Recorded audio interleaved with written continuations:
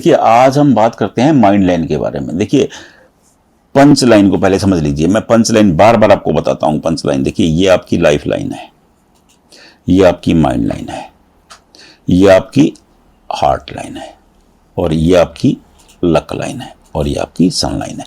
Punch line को समझना बहुत जरूरी है। पंच लाइन हर बंदे को पता होनी चाहिए। मैं बार बार बताता हूं आपको, पंच लाइन और नव ग्रह का पता होना चाहिए, नव पर्वत का पता होना चाहिए, क्योंकि देखिए ये सबका है। और ये हस्तरेखा शास्त्र का भी समझ लीजिए कि फास्ट एड है। आप किसी को भी देख के कोई आपको बेवकूफ नहीं बना सकता, ये जरूरी चीजें हैं।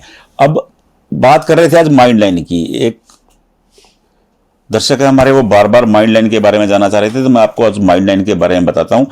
ये माइंड लाइन होती है, इसे दिमाग की रेखा कह लीजिए, मस्तिष्क रेखा कह लीजिए, माइंड लाइन कह लीजिए, सब एक ही बात है। केवल भाषा का अंतर हो गया और कुछ नहीं। माइंड लाइन देखिए, माइंड लाइन अगर किसी व्यक्ति की माइंड लाइन बिल्कुल सीधी है, ये सीधी, ये मंगल का स्थान है। ऐसे लोग एनर्जेटिक होते हैं।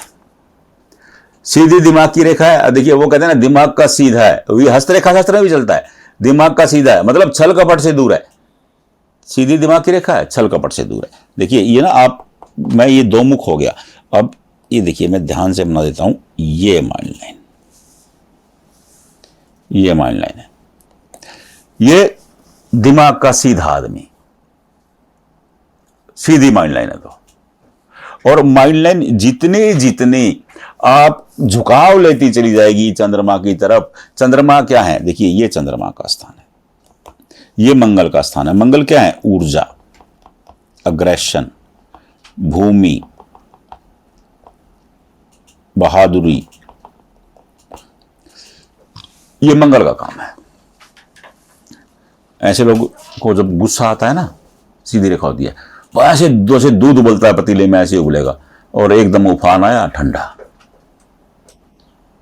और ये रेखा जैसे अगर ये थोड़ी सी यहां से आई, अब चंद्रमा क्या है? चंद्रमा मन, मां, कल्पनाशीलता, ये चंद्रमा का काम है। इंसान थोड़ा कल्पनाशील होना शुरू हो जाएगा। जैसे एक व्यक्ति को बॉस ने बोला कि आप जाओ ये काम कर दो, मंगल पर रेखा है, वो जाएगा तुरंत कर देगा। थोड़ी सी रेखा झुकी हुई है, वो अपना दिमाग लगाएगा, थोड़ा सा अपना दिमाग लगा देगा, थोड़ा सा ये क्रिएटिव बन दिखा देगा। अगर यही रेखा इतनी झुकी हुई है, ये ज्यादा दिमाग लगाएगा। अगर ये रेखा यहां से यहां आ गई है, ये क्या हो जाएगा? ये केवल कल्पनाशीलता में ही रहेगा, करेगा कुछ नहीं। ये खाली कल्पना, सपने में बैठा बैठा ये कई करोड़पति हो गए। एक नाटक आता था, हम देखते थे, मुंगेरी लाल। अब पता नहीं बच्चों को पता होगा कि नहीं होगा, हमारे समय में टीवी पर एक नाटक आया करता था, मुंगेरी लाल। वो बड़े सपने देखता था, करता कुछ नहीं था, बस उसको सपने आते थे कि वो राजा बन गया है, कभी सेठ बन गया, कभी दानी बन गया, कभी बहुत बड़ा व्यापारी बन गया। तो वो मुंगेरी लाल के हसीन सपने देखने लगता है साथ में। अब अपनी माइंड लाइन को मिला करके देखते जाइएगा। ये रेखा जितनी जितनी आगे झुकती चली जाएगी, उतना उतना इंसान कल्पनाओं में घिरता जाएगा, और ज्यादा कल्पनाशीलता इंसान को मुंगेरी लाल बना देती है, खाली सपने देखने वाला। क्योंकि जितना ये मंगल से, ये मंगल का स्थान है। अब मंगल ऊर्जा के कारक हैं, और ये जितनी दूर हो जाएगी मंगल से, उतना ऊर्जा का समावेश भी कम हो जाएगा। इंसान काम करने की बजाय सपने देखने लगेगा। पूरी तरह वैज्ञानिक है ये पूरा जो स्ट्रक्चर है ना, हस्तरेखा शास्त्र का पूरा वैज्ञानिक स्ट्रक्चर है। अब विज्ञान की तरह से इसे देख लीजिए। जब जितने आप ऊर्जा से, आपके अंदर ऊर्जा कमी होती चली जाएगी, उतना उतना आप बिस्तर पे पड़ते चले जाओगे। ये वो चीज है। अब ये रेखा, मान लो कि अगर ये रेखा यहां तक आई, इंसान कल्पनाशील भी रहेगा और ऊर्जावान भी रहेगा। देखिए खाली ऊर्जा, ये खाली ऊर्जा है यहां पे, वो भी अच्छी नहीं होती है। जब कल्पनाशीलता ही इंसान को कामयाबी की ओर ले जाती है। जब आप कल्पना ही नहीं करोगे, जब आप सपने ही नहीं देखोगे, तो आप कामयाब कैसे होगे? वो देखते हैं ना कि अब्दुल कलाम ने कहा था कि सब इंसान को जागते हुए सपने देखना चाहिए। जो इंसान जागते हुए सपन देखते हैं वो उसे साकार करने के लिए भी प्रयास करते हैं,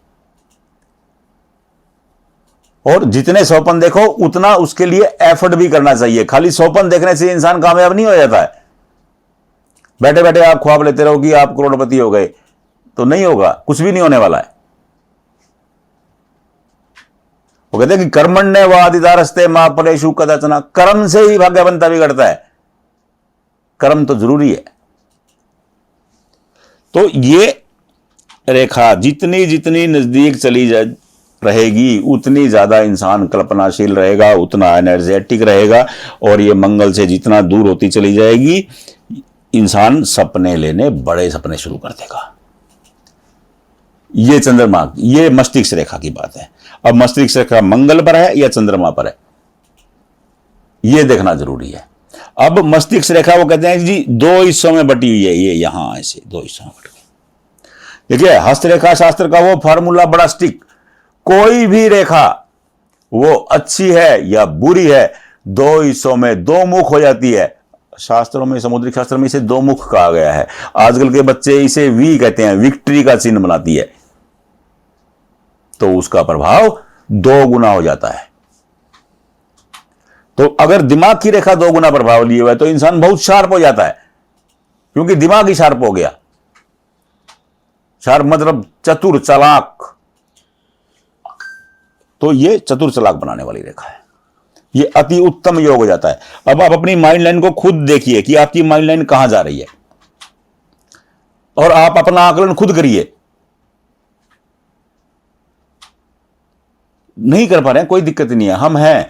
जहां आप वीडियो देख रहे हैं वहीं व्हाट्सएप कर दीजिए फोटो, वहीं कमेंट बॉक्स में फोटो भेज दीजिए। वहां नहीं भेज रहे हैं, कोई दिक्कत ही नहीं है, मेरा नंबर इसी पे है, इसी नंबर पर डाल लीजिए।